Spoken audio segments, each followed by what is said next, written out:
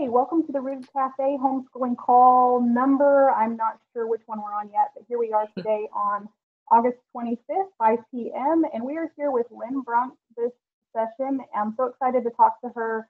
To be honest, I just talked with her a few days ago and asked her to do this with me, and I'm so glad that she saved the day. But I've only heard a little bit about her testimony, and I'm super excited for her to share that with you as well. In fact, I'm so excited because I haven't even heard it all yet either. But what little bit she has shared with me, I'm really thrilled and excited, and I know that we're all going to be blessed by it.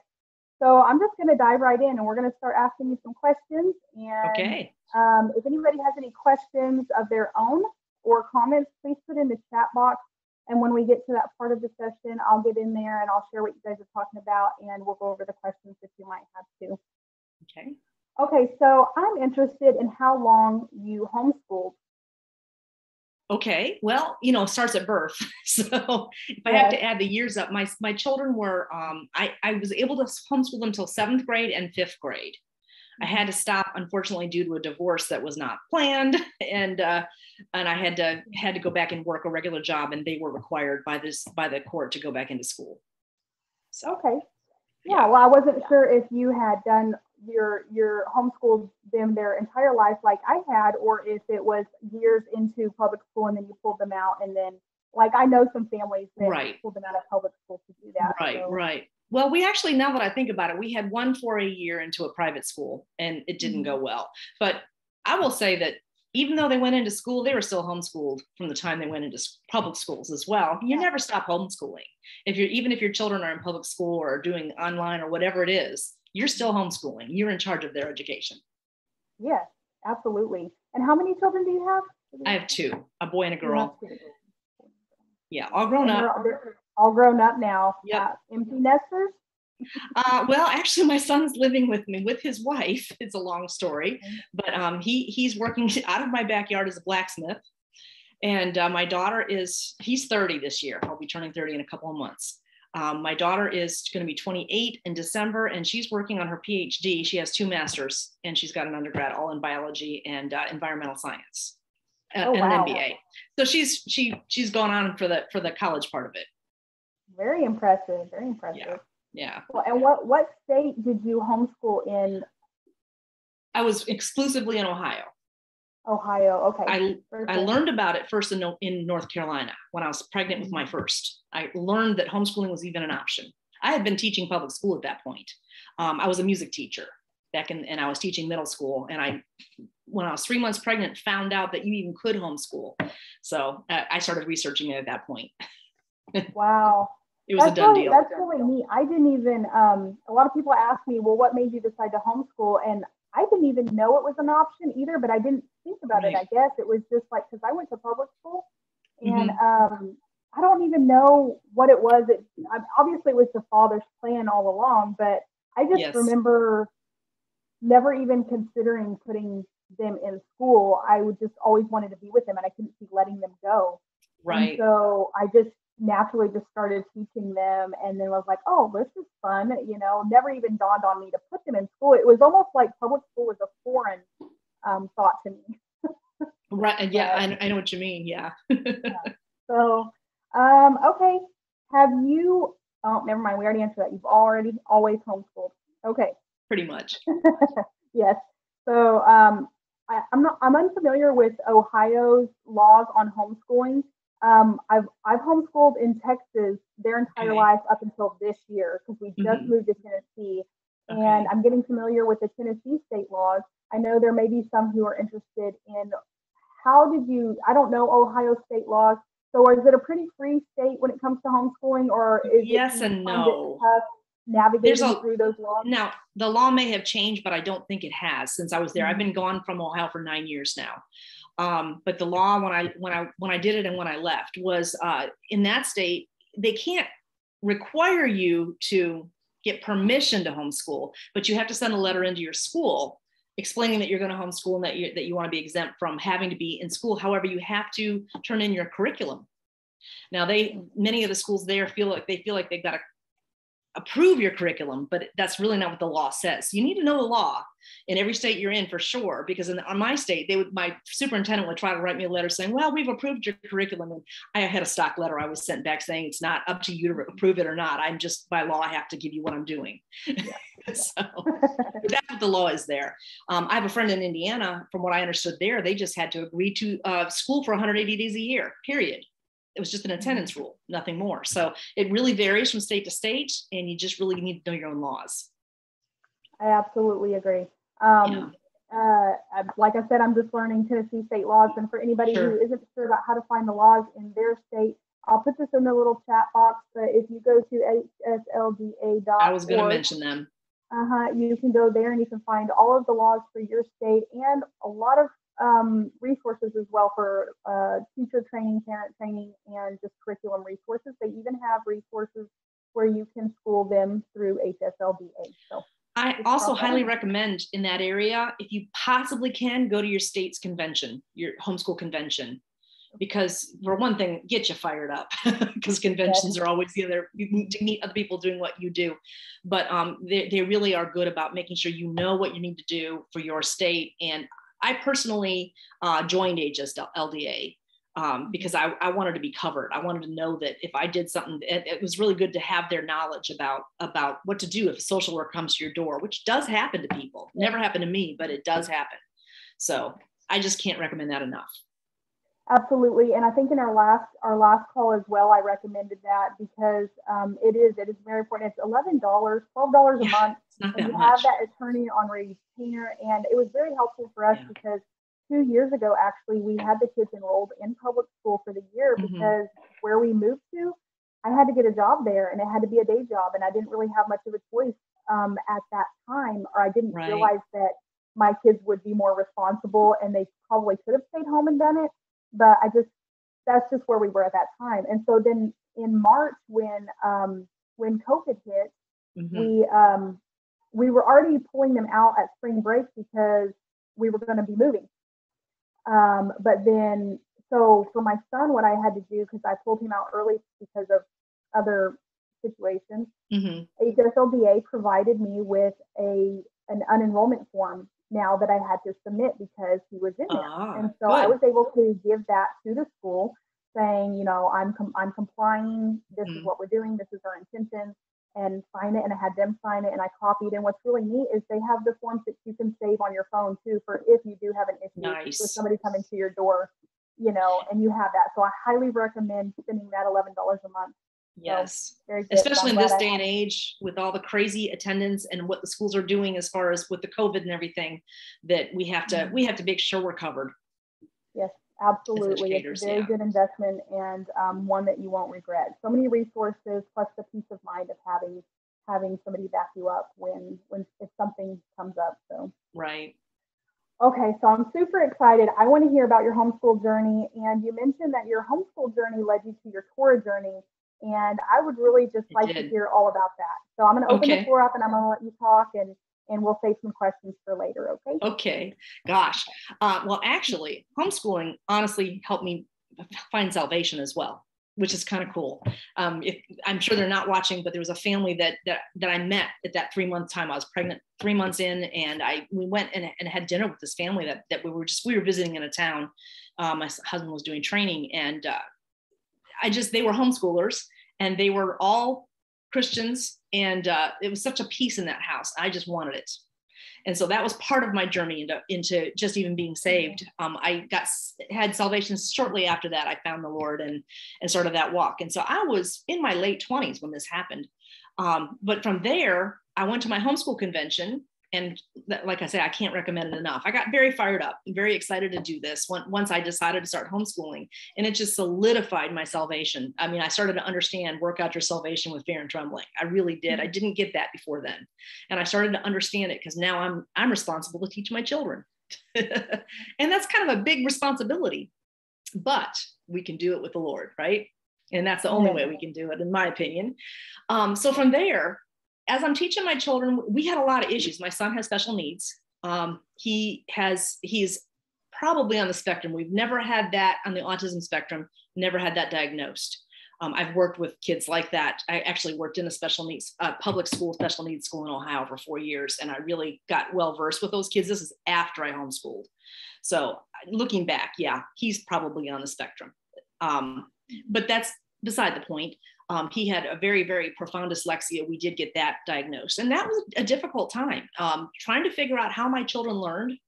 And but the one fun thing about it was being able to let them be fidgety or whatever they needed. And in his case, I ended up being a unit study teacher. We tried a couple different curriculums. We did a Becca, we did a video curriculum.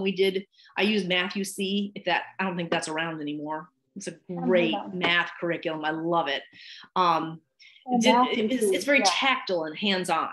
So everything makes sense. It's very concrete. Until you get to the abstract, but you have to get the concrete first. It used blocks, and my son has spatial relationships that are amazing. He understands. I mean, he's got an engineering mind now, but at the time we were still trying to figure it all out. But all that being said, learning what he needed and homeschooling him got him through school when he had to go into public school, and he entered in an IEP. And honestly, the IEP never did us any good. But the meetings I had with the special needs teacher, I heard things like, if you hadn't homeschooled him, he would never be where he is now. I heard things like, they'd say, we can't figure out why this is doing what it's doing. Is that me or you? Sorry about that. It's me. The mower guy is outside. So sorry. Gotcha. And the teacher would say something. I'll say, well, have you tried this? And she'd say, oh, no, I never thought of that. Now, I'm a music teacher by trade, not a special needs teacher, but you know your child. And if your child has issues, you can work with it no matter what. Yeah.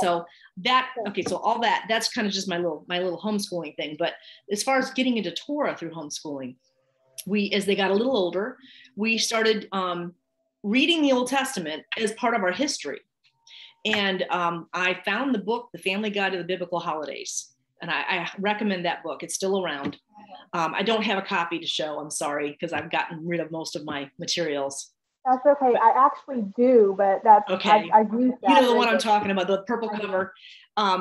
We just started reading the Old Testament. We thought, well, they're doing these feasts. Let's try this. And so we started learning about it and doing it. And I discovered Hebrew for Christians and things like that. I always got to stay a little ahead of my kids.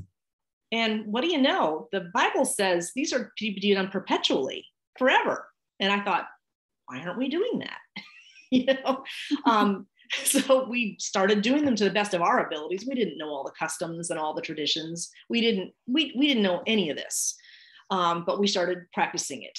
And we started our family. It was good for the kids and I. It really bonded us together. My husband, unfortunately, did his own thing, and divorce happened. But the kids and I we continued to bond, even going through the divorce and everything else. Those feasts are what kept us together, I think, as far as family goes. And then now I was out of homeschooling at this point, but I was teaching in a Christian school because I'd let my teaching certificate lapse. Never thought I'd be back in the classroom, honestly. Yeah. So I taught in a Christian school where I didn't have to have that certificate. And I took that 4 years to get it back again, basically. So I could teach in public school because it was hard to live on that income, to be completely honest. But again, teaching 9th grade Bible class, I'm in a Christian school, and same thing. They had me teach an Old Testament class, and I kind of said, well, can we do the feast as a school? And so we just started doing it. And again, as I read and worked and taught it, it was like, there's no question, this is what we're supposed to be doing. Why have we not been doing this our whole lives? So that's really how I got into Torah. Wow. The Father has a plan everywhere, doesn't he? Always. Yes. And it was a long time ago. I've been doing this. I was in a town where nobody else was doing it. And so I found some online teachers that are very well known now. And that was how we started doing Shabbats together. And my kids, though, I told you this before we started, my kids didn't own it immediately. They did it with me and they understood it. They understand the concepts of it, but they were both in their early 20s before I feel like they owned the walk of Torah. Okay. The halakha. They weren't really doing that on their own until they were in their 20s. Now they both keep my daughter's a little more, with being in college, she's had a little more trouble. Yeah. But I feel like that, I don't know everybody's family situation of the members in the group and those who homeschool, but we're coming to the realization very quickly too with my now graduated daughter and my other two who are getting up there in age, and something that we've been teaching them too, is we can talk to you and teach you Torah and scripture and Bible till we're blue in the face, but you Yeah. have to get to a point where you make it your own and you are able to answer the question, why do you personally believe this? Yes. Why do you walk in Agreed. this path? And I think that that is the apologetics of our faith, and our walk is one of the most important things that they need to be learning while they're in our home.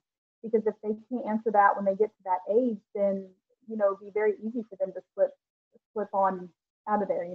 Right. Well, I have to say, I'm totally excited because there are no grandchildren yet. Both of my children are married, but at least for my son, they've already asked me to homeschool their children. So I'm very excited that I'm going to get to take a child from the beginning and teach them Torah the way we're supposed to teach it from the beginning, having a little knowledge of it. I read about how the 5-year-olds in Leviticus, they'd go back with their tablet and they put honey on their tablet and lick the tablet so they could see how sweet the word was. And they were taught Leviticus at the age of 5. And I just am so excited to be able to teach those things to grandchildren someday soon, I hope. We pray for that. Yeah, soon, you hope, whenever that day comes. Right. So how did you implement and begin to teach Torah to your children when you started learning Torah? How did you do the homeschooling Torah part of homeschooling?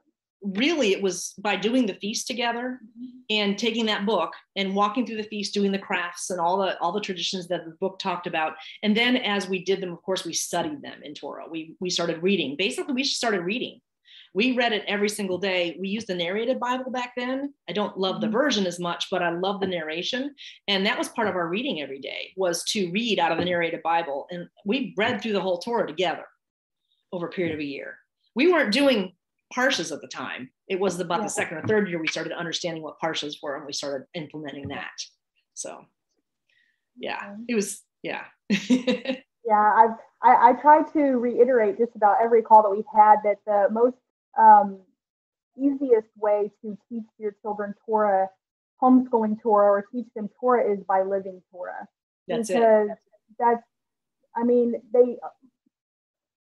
We learn by seeing and by doing, and you can teach, and say and speak and, things, and they're hearing you, they are, but it's the practice of it. It's the seeing it done and doing it, hands-on learning, I call it. Basically. It's hands-on learning and life, teaching them life, that your life is,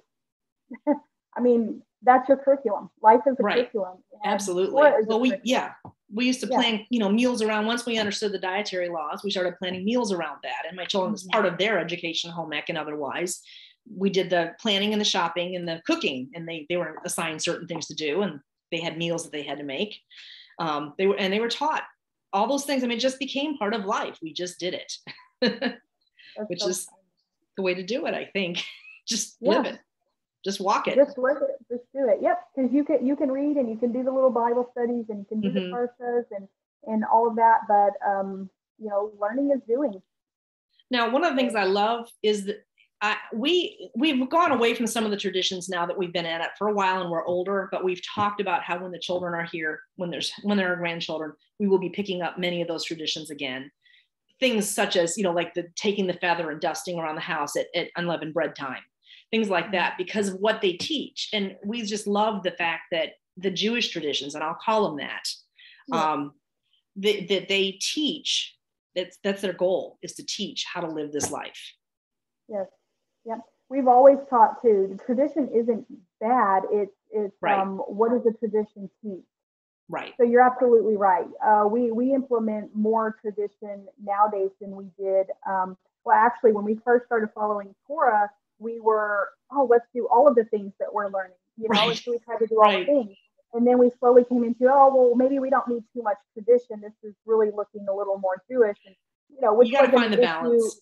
And so, yes, we had to find a balance. And now we lean more towards, traditions aren't bad. Traditions are good. All of these feast days that you're observing and that we're teaching, and even Shabbat, it's a tradition. All of the ways that they do them. And every tradition teaches something valuable, and it's beautiful. It's beautiful. So I think oh, go ahead. No, it's okay. I was just going to say that's why we do the research into how is Feast of Trumpets celebrated and what can we do And so then you begin to implement your own traditions that help Mhm. that help Yes. reinforce the traditions of the other ones and too. And so I think traditions are beautiful. I do. Oh, absolutely. Well, I think, like you say, we do the traditions at first, not understanding why we do them. But as we go on, it's the doing of them that teaches us why we do them. So yeah, yeah, I couldn't trade Absolutely. it for anything. Again, I'm very excited to hopefully be able to, God willing, be able to do this with my grandchildren someday.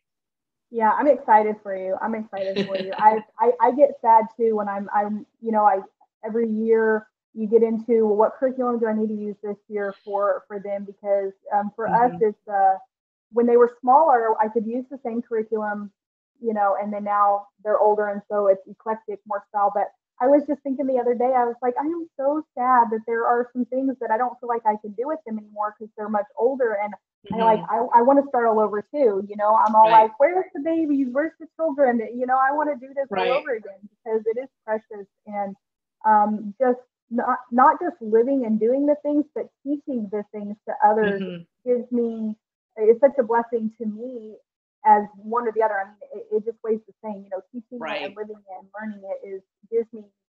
I'm just it blesses my heart. And so to share that with others and to see others doing that or right. others get to be doing that, I'm so excited for you. And so, you know, you get your grandbabies. Yeah, we got to have that part happen first. Yeah, your grandbabies. Yes. And so, how long have you been in Torah? Did I ask that? In Torah, oh Yeah. goodness. Well, my son's 30 and he'll be 30 this year. Oh goodness, he was in grade school when we started this. So Oh, how is that, like 17, 18 years, somewhere in that range? I mean, yeah. again, in Wow. the beginning, I was learning. So I can't say I was fully in the first couple of years Yeah. until we started. I would say we were keeping Shabbat early on. We were still going to church for a good while. It wasn't really probably until we truly understood what the parshas were that I would say we were truly walking it. We slid in with Shabbat and the dietary laws first, which I think a lot of people do, I and then think so. started adding the rest in. Yeah. Yeah. And then we eventually Um, found some families that were doing it in our area and we started getting together, which was good. yeah, that was my next question is, did you have a fellowship there where you could share this journey with others, or that could share it with you and y'all did it together, or were you guys alone for most of that? In the beginning, we were alone. Yeah. Eventually, and then there were other homeschooling families that we eventually found, because we did have a co-op. I was involved in the creation of this co-op that we had. It was an enrichment day, which was very good. I had a music program, we had foreign language, we had science enrichment, we had things to go with it. So we met other people once a week, but you don't always talk about these things immediately, especially everybody. There were so many different churches that we all came from, in different Mhm. backgrounds. So it took a while till we found them, and once we did, it was great to have people to fellowship with. Now we were all learning because we were all starting from nothing, so we learned together. It was good. Oh, I like that.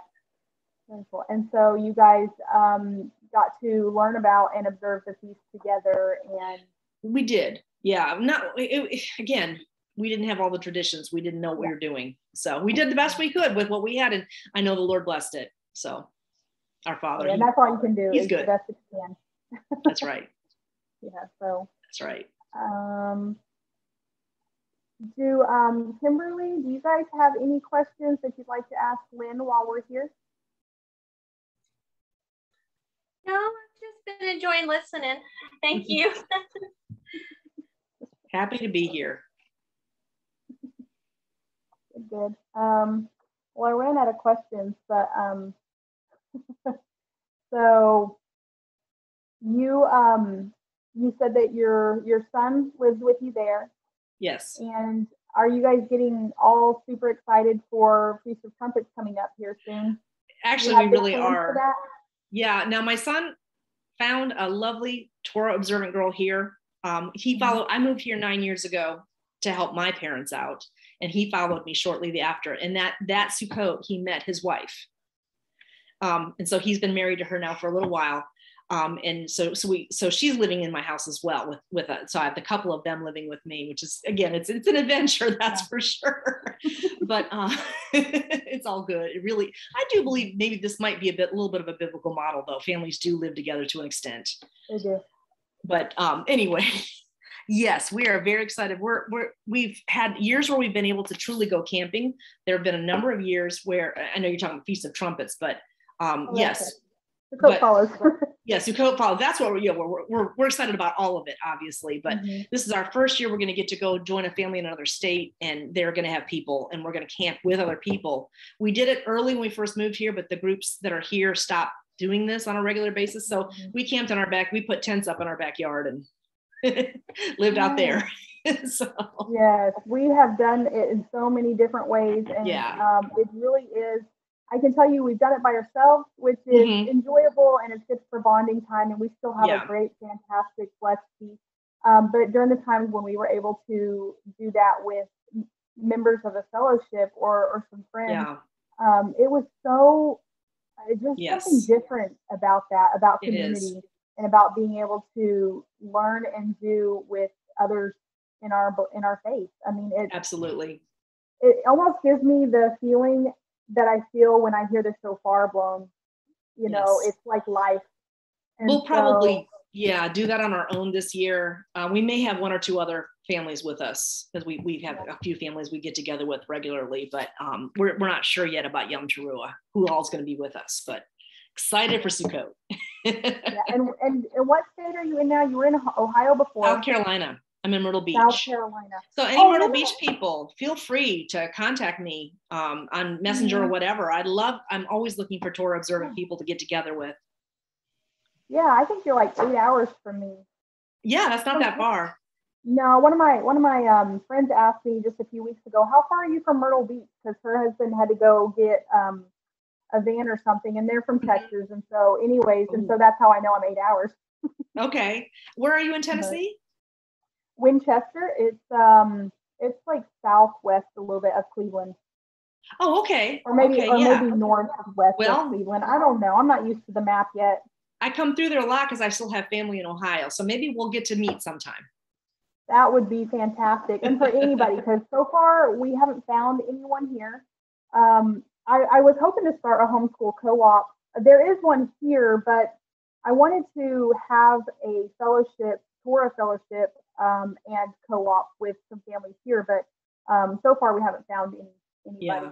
And Cleveland, I know, has some fellowships. Yeah, we're about 2 hours away from there. Oh, and so that's a ways, We visit as often as we can. The intention was to try to make them our home fellowship, but since this is where we're located at the moment, it's 2 hours, and sometimes we can't make it. But I'll be on the map there.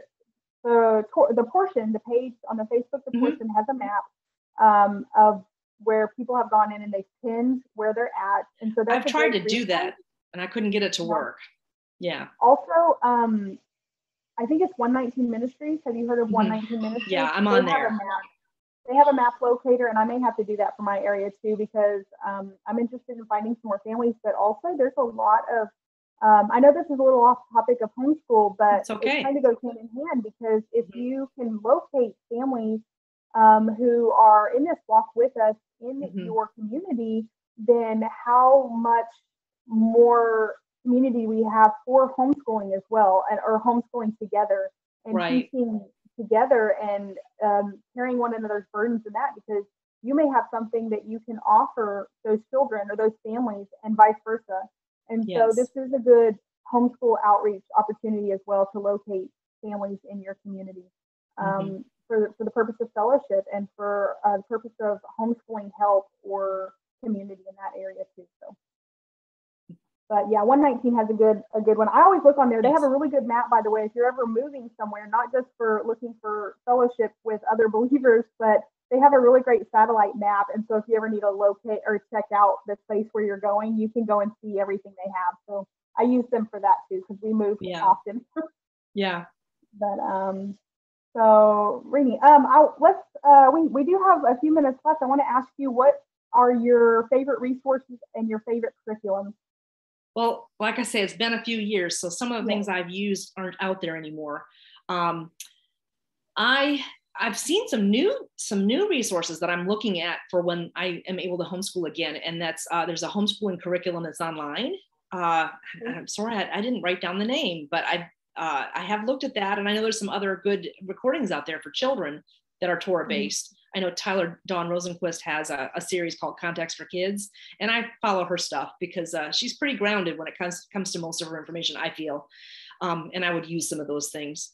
I've used Abeka. I have used, sorry, it's been a while. The video lessons were from, what is it? Jones. I'm blanking on the name. I apologize. I know something about Jones. I didn't love it. I'll be honest. I didn't love it. It wasn't for us. It might be for somebody else. Bob Jones. Thank you. Gosh, it's been that many years. And I said, Matthew C. If you can find any old copies of Matthew C, MATH-U-CSEE, I highly recommend that for children who are very tactile. Again, it didn't work. My daughter didn't need that. My son needed that. And I guess my one thing I'd say is find what works for your kids, because you may have to try some different things. Again, I don't know if he's still out there. I worked for Barry Stebbing for a short time. He did, it's called How Great Thou Art. I used to run one of his convention tables, and I did a couple of his classes with him. He had a nice art curriculum. I liked it, but there's so many other good art things out there now. There's like Let's Make Art that you can buy an art box and do stuff that way. So many good video curriculums now that, things have changed technologically. Trying to think what one of the biggest things for us that worked for us, and this included my daughter. My daughter learns visually, my son learns tactily. I ended up doing a unit curriculum. And so we would delve into a subject, and we did everything there was to do on that subject. But we incorporated our math and our English and our science and everything into that particular subject. And we would just go deep on it for a few months. And my kids still talk about some of those units. They have memories of, remember when we did this? And my son's out there now. He's a blacksmith now. And so, he was able to start learning some of those, not the skills as much, but some of the concepts of it back when we were doing a medieval times unit.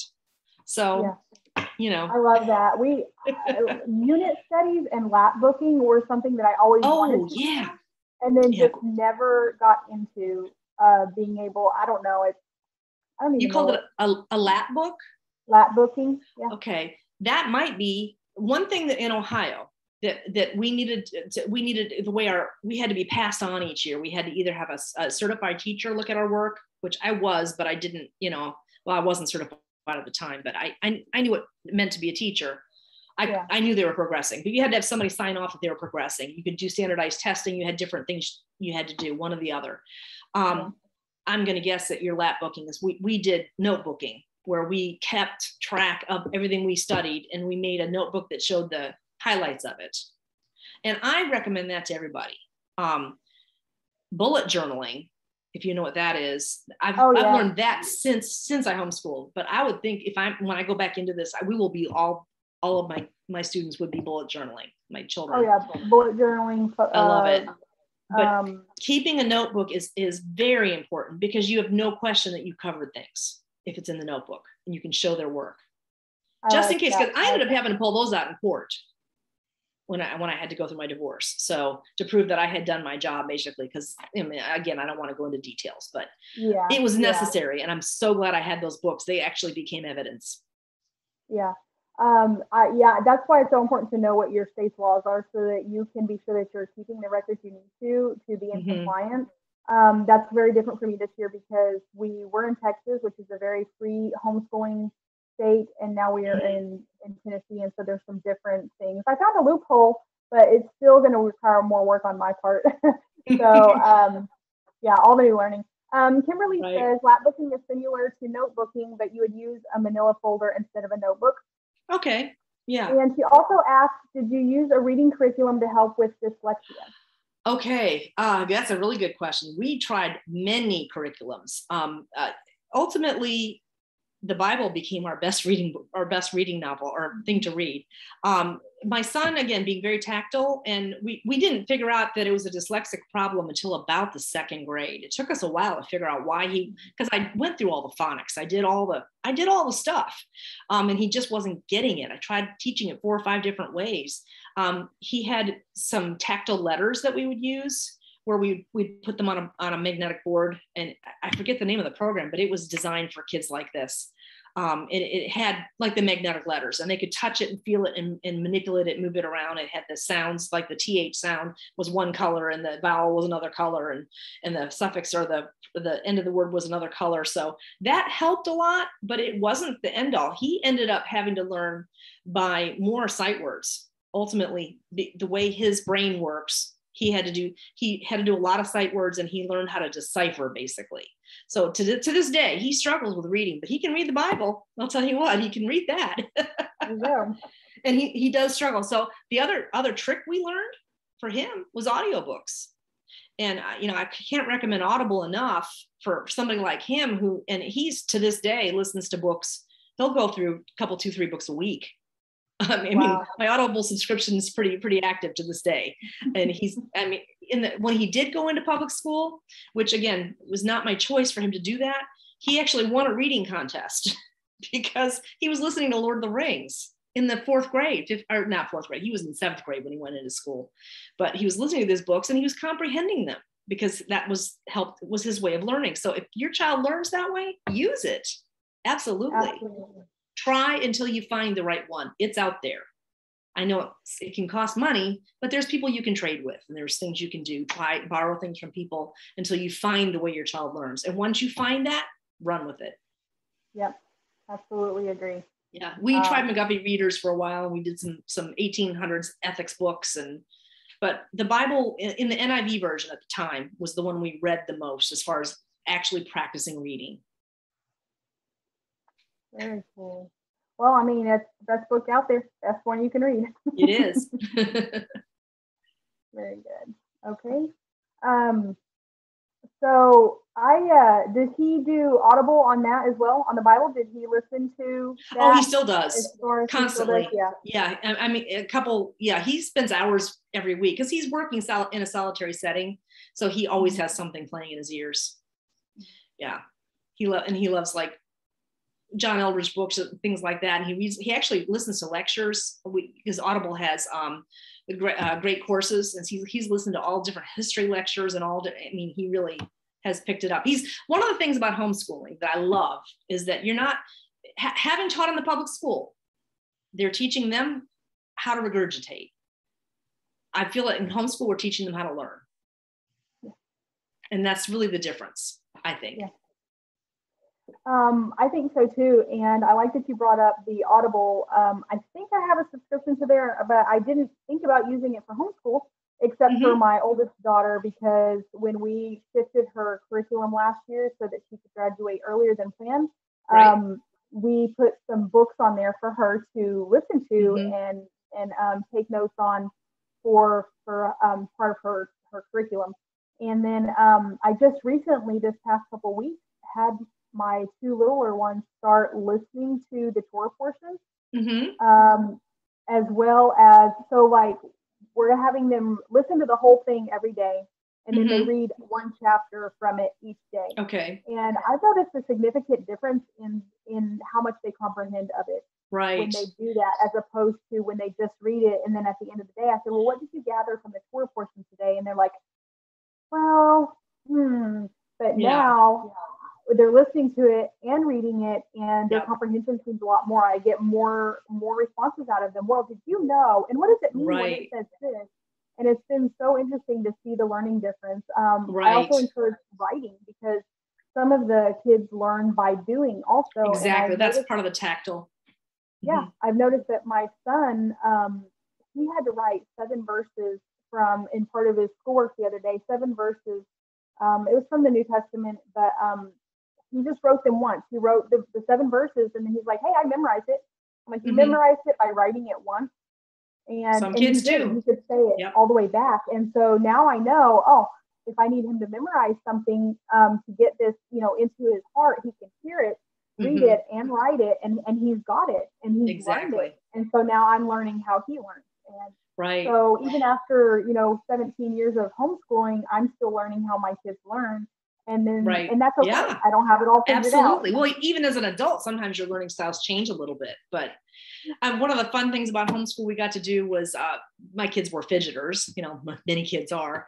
And so we would have contests jumping up and down the stairs as we're doing our times tables, things like that. We'd kick a soccer ball, you had to keep it in a rhythm and do your times tables, things like that. Now, that's just what comes to mind, but there were many other things we drilled. Being able to move while we were doing it, or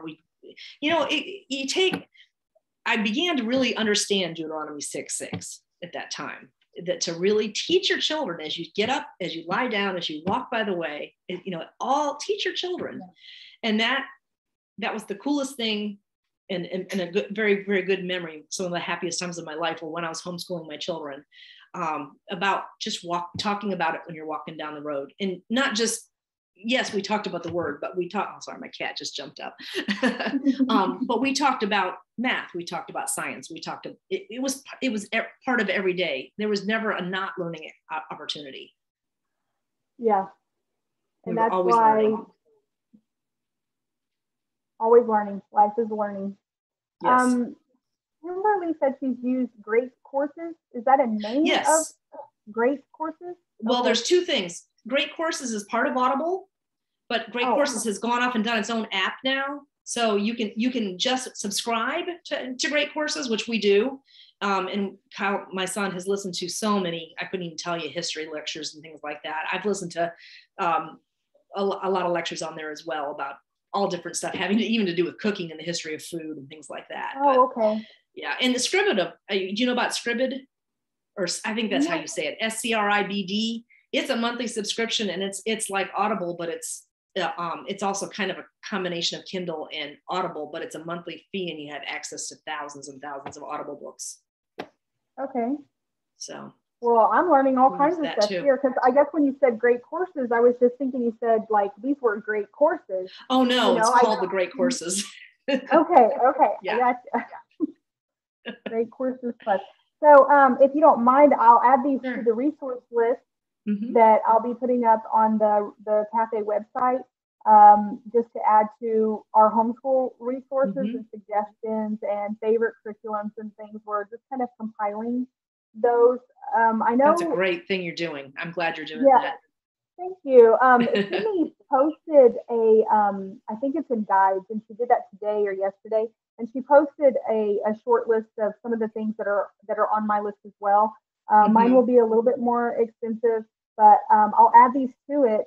And that way our homeschool families, our homeschool moms that are in the group will have access, and they won't have to keep asking and going, which we don't mind answering it by any means. That's great. But this way, if we forget too, we have something to go back to and look at. So if anybody thinks of any more resources that they've used and loved, curriculums used and loved, just email, or you can text them to me on Messenger or in Slack, and I'll add them to the list. And that'll just be kind of ongoing. But if you want to get a sneak peek at what is on there and some other things for Bible studying, Sydney posted a list today or yesterday in the guides on the portion in Facebook. So, all right. Kimberly said the Great Courses Plus has streaming, and it runs about $15 a month. Sounds about right. You can also purchase courses through Audible called the Great Courses if you want to own it.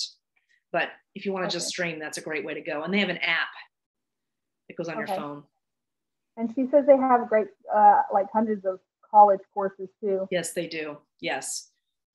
There's apparently, I have not downloaded a bunch of materials, but apparently a lot of times you can download PDFs of some of the like notes and things that you might want to have when you're listening.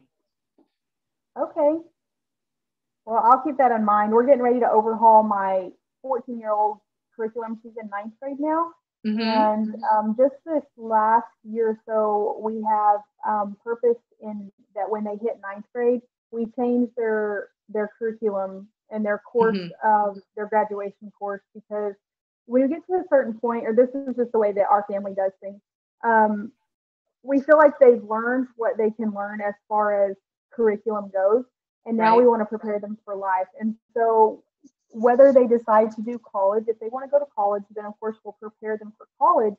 But otherwise, we're preparing them for the career and the life that they want to lead. And so we're doing an overhaul on hers, just like we did on my eldest last year. And so my eldest graduated a year early after we overhauled her curriculum. And we're going to do that for my ninth grader. She wants to graduate in 2 years instead of 4. And so that's what we're going to be looking at doing. And so looking at the other resources like great courses, I'm going to look in there and see what I can find for her. Yeah, that sounds great. Because high school is different anyway. I mean, at that point, you've learned like you say, you've learned what you're going to learn as far as how to learn. You're going to learn how to, your reading and your math and all that. Now you're preparing. You've got to become truly a lifelong learner. Yep. Yeah. And yeah, even my oldest, she graduated in June, but she's still doing continuing education to help her prepare for the career and the life that she wants to have. And so, learning doesn't stop after high school. It's always going, always learning new things. Hopefully it stays that way for everybody. I mean, that's not everybody wants to learn after high school. No, they don't. But if we do our job, then hopefully that with the help of our Father, then we need to, they'll get what they need. Yeah, my son doesn't like too much of the learning, but I think he's finally getting it, that it's just something that he needs, and it's his job right now. It's not a paid job, but it's his job right now. Yeah. So the struggle is real, but like you said, the Father knows, and He is with us. That's right. Amen. Kimberly, I'm going to ask you a few questions. We have a minute. If you are free, you can type them or join us. But I wanted to know, because I haven't met you yet, I don't think, but have you been homeschooling long? Yeah, I have a 17-year-old, an 11-year-old, and an 8-year-old, and I've homeschooled from the very beginning. Oh, that's awesome. Oh. And you have a favorite curriculum?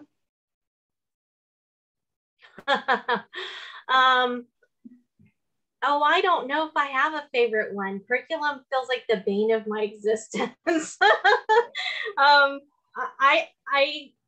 don't know. We're more unschoolers than we are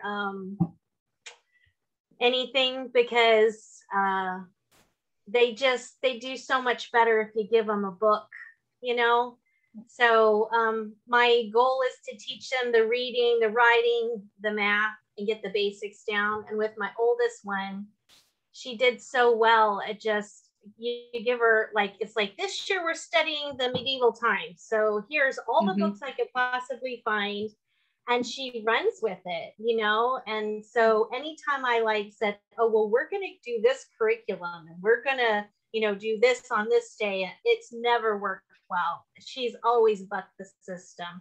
I've spent so much money on curriculum. And so, yeah, I really go towards just here's some books, let's read them together. What do you like about it? And I live in Georgia, and the laws are fairly loose here. So I can get away with it. I don't have to turn anything into anybody. I don't have to answer to anybody. We just file our declaration of intent, and that's pretty much it. So, and the great courses have been awesome for her this past year. She has, through the great courses, she's listened to lectures on paleontology, 2 levels of biology.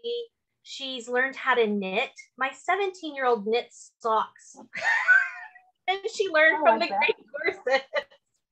She's learned there's cooking courses, there's sewing courses. We watched a course on Jane Austen. We watched a course on King Arthur.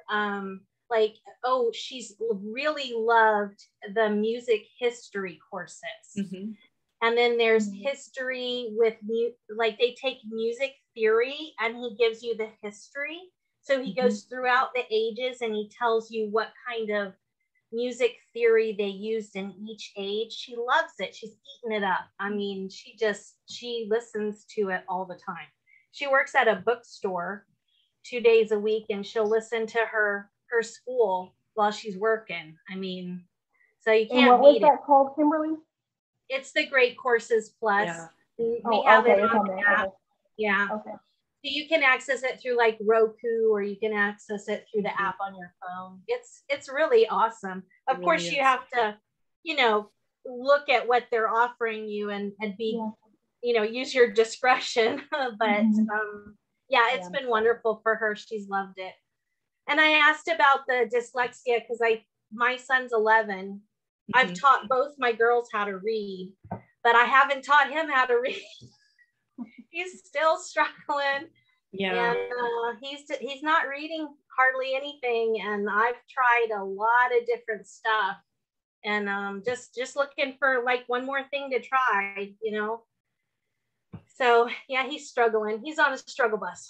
So Kimberly, if you want to message me, if there's anything I can do to help, I'll be happy to. But I mean, I don't know if you probably tried most of what I've done. So, but I'm open if you want to. Well, when you said you tried everything, lots and lots of things, yeah, we're there. We're there. Yeah, yeah.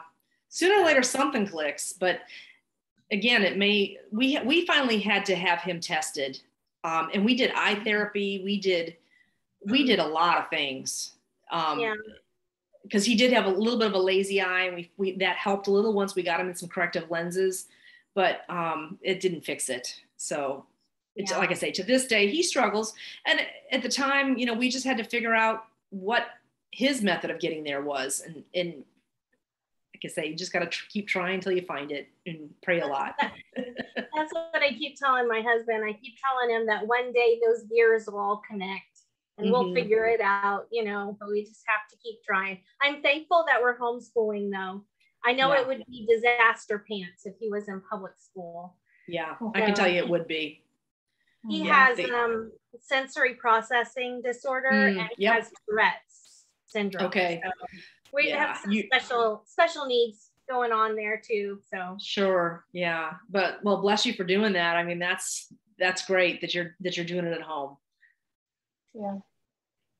I don't know anything. I